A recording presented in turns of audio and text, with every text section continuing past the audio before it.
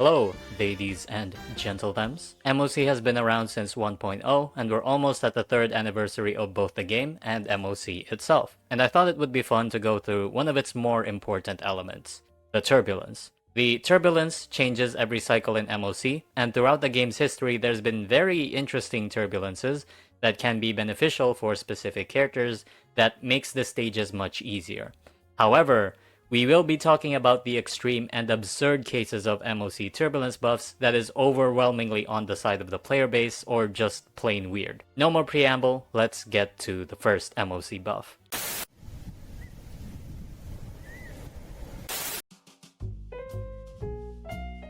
The first MoC buff was back when MoC only had 10 floors. If you were to look at every path in the game at the current moment, nearly every path has had their rules broken at this point. Tribi is a harmony unit that amps through zone debuffs and acts more like a sub DPS.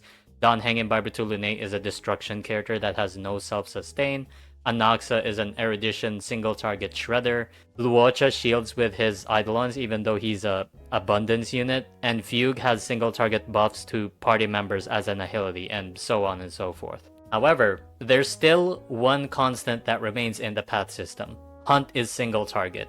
Only Boothill's E6 is able to do more than single target damage, and it's locked to a very expensive Eidolon. While the hope of a Hunt support that makes Hunt actually deal AoE damage is kind of a pipe dream at the current moment, it has already happened as a buff. Around Topaz's release, they decided to create this blessing, putting a mark to a single elite enemy, which makes damage splash to every other target. This buff has only appeared once. Later MoCs would put like a trotter on the field, which is basically a pinata, and if you destroy the pinata you get the stat bonuses, the easiest way I could say it, I guess. I'm kinda surprised they never went back on this idea to put on a character.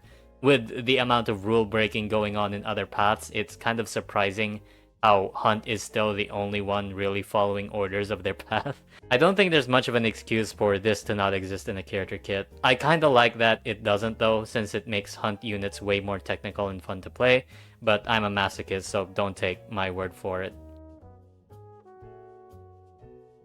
The second ridiculous MoC buff was on the same patch as the last one. This is by far the most ridiculous MoC buff you'll see in this video, because while the first buff broke game design for you, it didn't allow you to completely delete balancing for an MoC phase.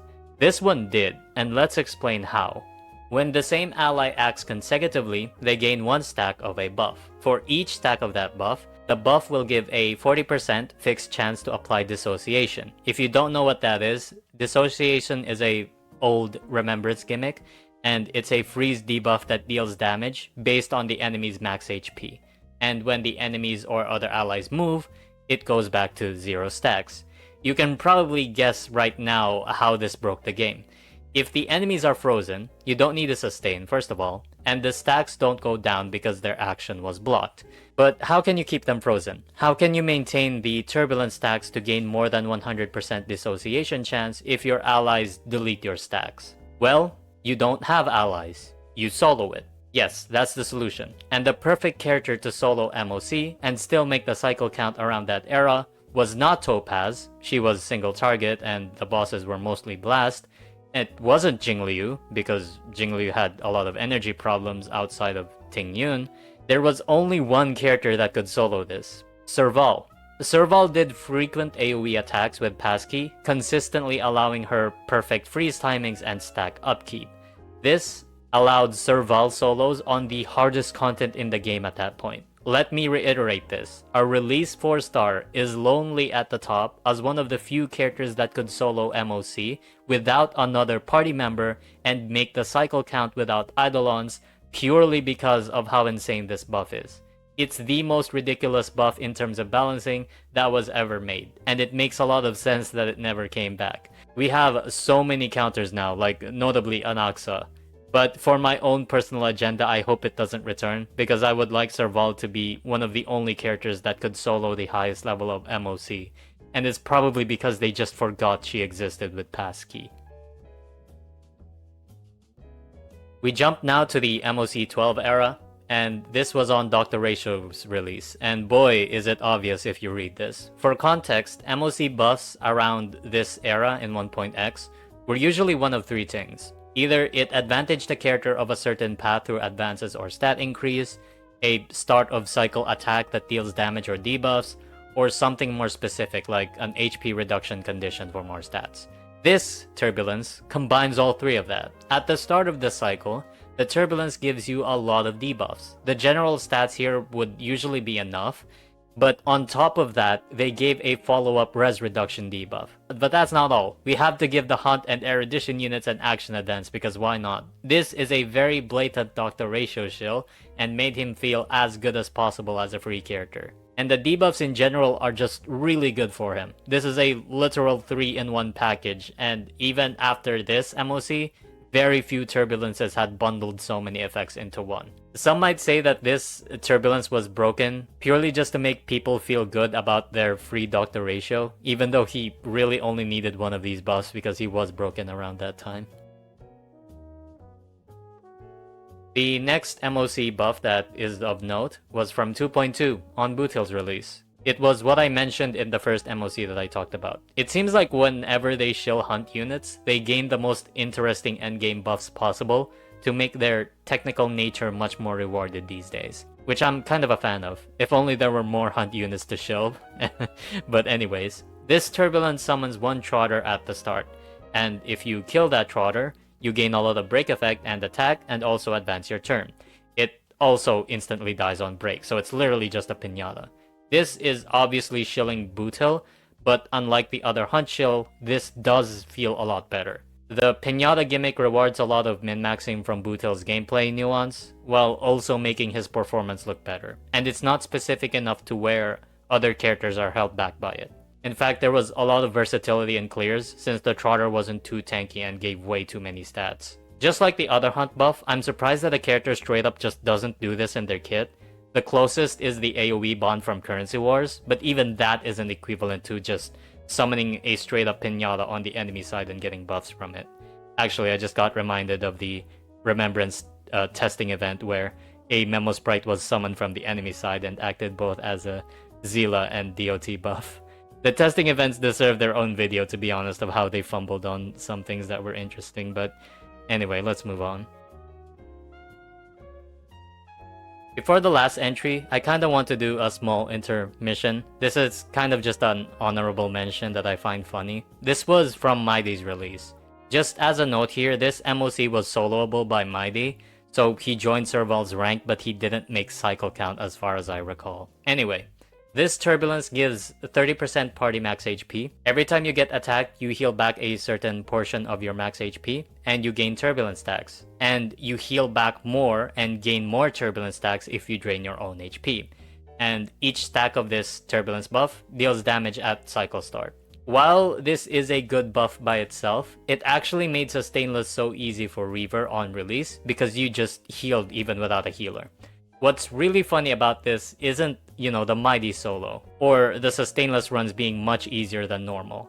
But in hindsight, this became Hyacine's entire kit. 3 patches later from this MoC, Hyacine would give 30% party max HP, heal after every HP loss consumption, and deal more damage the more HP healing she did. She quite literally took all the buff parts of this Turbulence, and Ika became the damage part of the Turbulence. That's just funny to me that I kinda had to mention that in this list. The most recent MoC, and the last one, is Gambler's Plight, aka the Ceridra and High Sealands, the Chesbians MoC boss. This one had a specifically very funny buff that allowed Anaxa and Phynon to completely destroy it at one cost, with Phynon being able to solo it, and with Anaxa being able to zero cycle it with just 4 stars. And no, I don't mean like normal Phynon gameplay being solo, outright no party members with him. It's as simple as it gets. At the start, one enemy is applied a burn, and when allies use skill on those burned enemies, they straight up have more attack multiplier as a blast. Anaxa does 2 every turn, and this specific number gives Anaxa more than 50% skill multiplier. So you can imagine why his DPS requirements to get through this was so low that he can use all 4 stars as supports. Aventurine boss gets cheated by Final's mechanics, allowing infinite Kazlana uptime because of gambling, which is really funny. And lastly, DOT. Now, the burn effect you will logically think is attack based. No, it's based on the enemy's max HP again. So imagine a Nova Flare Kafka's amount of detonations and high ceilings. Yes, this enemy stood no chance against DOT. Here's footage of me clearing it with just 3 party members. I met damage with a sustain. Yeah, this was just kind of cooked. Archer obviously was insane too. The turbulence is actually so insane that you can get something like a mono support team through just because they self-buff themselves crazy enough. I remember using Hanya with Ceredra for very funny results. And I also remember using Cypher as like a skill hyper carry with Ceredra and somehow still being able to clear. And you know, I could use Ceredra with Acheron too. Again, this MoC buff was actually just crazy, and could we say that this intention was to make Ceredra feel usable outside of her shield teams with Anax and Finon? Maybe, but Anax and Finon had strong performances without Ceredra anyway, so who knows how effective this MoC was. But yeah, that's the end of the video. Looking at all of these buffs that were very player-side friendly, which one is the best? In my personal opinion, I think some of these probably shouldn't have existed. I'm not complaining that players should stop getting free wins because at the end of the day, this is a gacha game and there's no point siding with a company that caused a power creep problem in the first place. I'm not complaining that players should stop getting free wins, but there are some buffs that sort of trivialize the point of having endgame in the first place by making it too easy, and doing it too much kind of devalues the mode. To me, the Trotter blessing is kind of a perfect balance. You can shield characters, but it doesn't mean the other characters can't take advantage of it. And the stats aren't so overwhelming that you still want to play optimally with most of the roster. As a general note, and maybe just because Anom has become my standard now, so don't take this too seriously, MoC feels like it's in a good spot balancing wise. Mostly because the meta has become a bit more balanced, while Mono Rem is still like an abomination. There's a lot of usable teams now compared to the ratio of non-usable characters back in 2.7. Super Break is fresh and still is in a good period. DOT with Swan especially is very good. Even Archer as a free unit is great, especially with Sparkle buffs. And we do have RMC and HMC both being meta for their teams, despite being free. And also Permasword Sarai, you know. Again, not saying the balancing is perfect because Mono Rem again is an abomination, and Elation makes me want to say something that will get me demonetized, but it's in a state where there's a lot of usable archetypes now that can clear just fine. Again, this is an MoC's perspective, and Anom doesn't apply whatsoever. I have much stronger feelings about that mode. Anyway, that's it, for real this time. Sorry that this upload was late. I've been having confidence issues making videos. I'm seeking help for it and trying to keep myself mentally healthy nowadays. Especially that my channel is almost at 25k now, that I kind of have to be careful because without a million disclaimers, people will just take me seriously. But anyway, that's actually kind of crazy that I'm almost at 25k now. Anyways, hopefully I'll have a new video soon because the content drought is miserable on top of all of my mental issues. Again, I should probably show you the list of video ideas that I have right... Well, no, you guys are gonna steal them.